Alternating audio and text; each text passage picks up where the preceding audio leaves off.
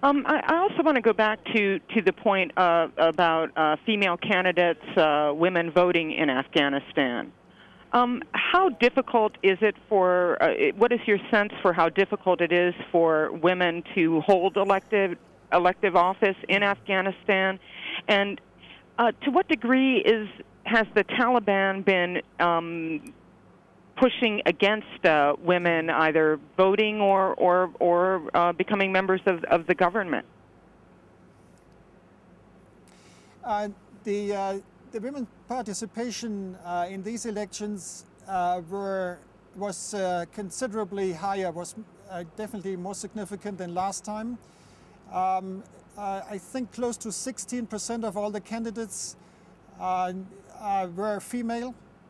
And in some districts and provinces, so far we know, there were considerably more women voting than men, which is a wonderful sign, a wonderful proof of a maturing society, which is proving that women's rights is significant and is regarded as constitutive for the security and for the future of this country.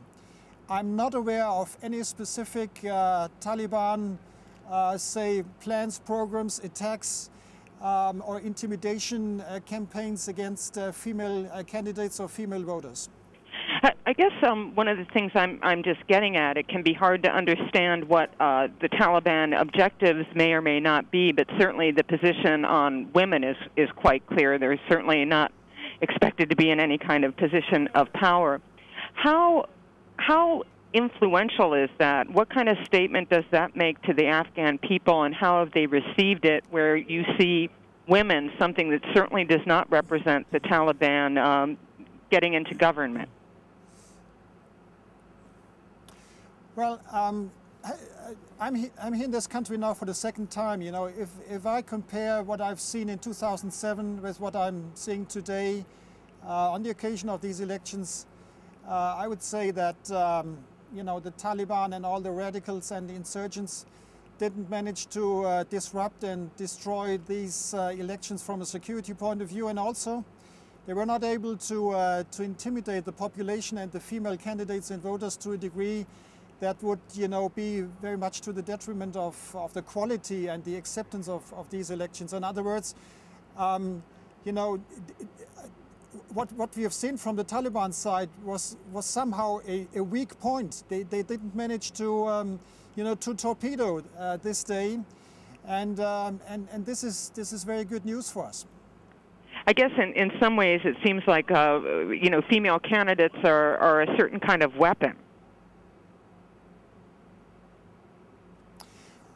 Well, it's a weapon in the hands of the Afghan populace. It's very good to have this high number of candidates, female candidates and voters, and let's see what happens when we've got the final results.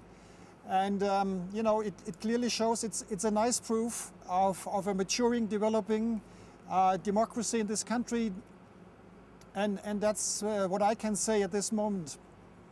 Who is winning the war in Afghanistan? Say again, please. Oh, who is winning the war in Afghanistan? Well, first of all, let me reiterate what General Petraeus said on the 4th of July when he took over command. He said, you know, we are here, we are in this to win. And of course we are in this to win. And we are on the right path. We have got all the inputs right. We got in over the last 12 to 18 months all the necessary inputs, such as resources, troops, money, such as, you know, the right personalities and people, concepts, and all the rest we actually need to, together with the Afghans, fight the enemy, protect the people, make sure that Afghanistan is not again becoming a safe haven for international terrorism. And you know, if you try to operationalize, if you try to define what win means, I would suggest, you know, I would tell you that this is about making steps forward into the right direction, and this is exactly what we are doing. And I wouldn't say that, you know, we are not optimistic or pessimistic. We are realistic. And, you know, being realistic, I can assure you that from a politics, from a policy point of view, but also from a military point of view, in close synchronization with the Afghans, we are on the right way, following a very complex and comprehensive civil-military approach. All right. In terms of, I guess the election results are not really expected until October. What are you going to be looking from the security perspective? How are you going to look at those results to determine whether they were a success or not? Well, first of all, the number of security-related incidents yesterday spiked, of course, you know, following the significance of this day. I won't speculate, but I'd say, you know, over the next days and weeks, also, you know, coming closer to the end of the fighting season of 2010 in this country, we'll see, first of all, success of our security operations, ISAF plus ANSF, particularly in the southern and eastern part of the country. And we'll see that because of the pressure we are putting on the Taliban and Haqqani networks, the enemy will have increasingly more and more difficulties to put us to cause us trouble. What we can see, for example, is that with the special mission units operations over the last weeks and months, we are actually succeeding in taking out low to mid-level Taliban and insurgent commanders who are very difficult to be replaced.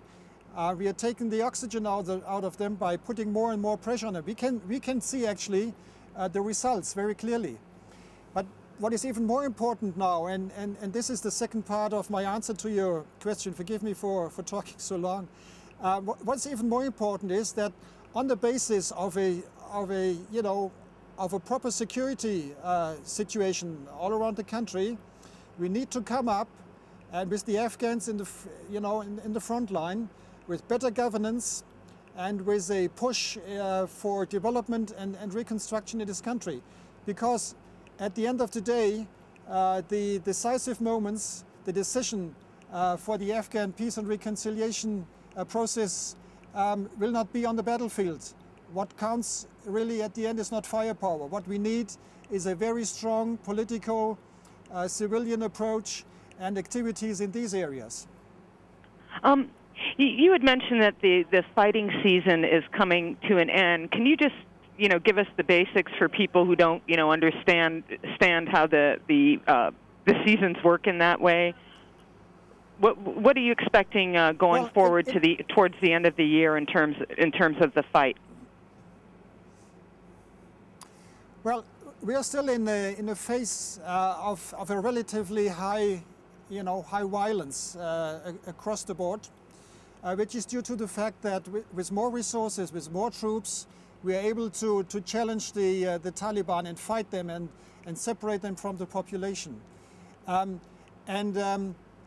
you know, when I'm talking about a fighting season, I would say, by the end of the year, we'll see visible and tangible results of our military operations.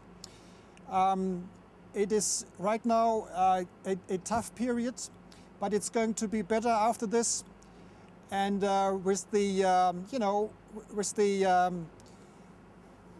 climate, with weather conditions, and all the rest, we'll see, towards the end of the year, an improving security situation, and this facilitates even more what I've just described.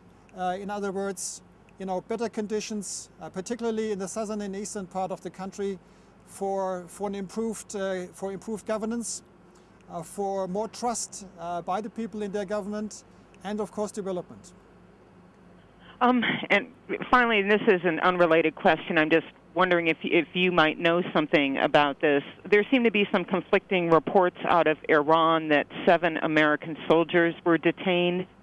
Do you have any knowledge of that, or have you heard anything about that? Well, this is actually not an, in the first place, not an ISAF thing. I've seen the reports, and I can tell you that right now we are looking into that in order to find out what's behind. All right, that's going to be it for today. Were you on leave or were you traveling? I was on leave back home in Germany for 2 weeks, and I tell you, I enjoyed it, to be with my family. Oh, yeah, I would imagine. We're seeing all the coverage from Oktoberfest coming in, and that certainly looks enjoyable. Okay. Well, so, I haven't seen... Yeah. Thank you for calling today. Looking forward to seeing you in a couple of days. Okay. Thank you so much, and I'm glad it sounds like you had a good time when you had a chance to go home. Thank you very much. All right. Thank you. Bye-bye, Deborah. Bye-bye.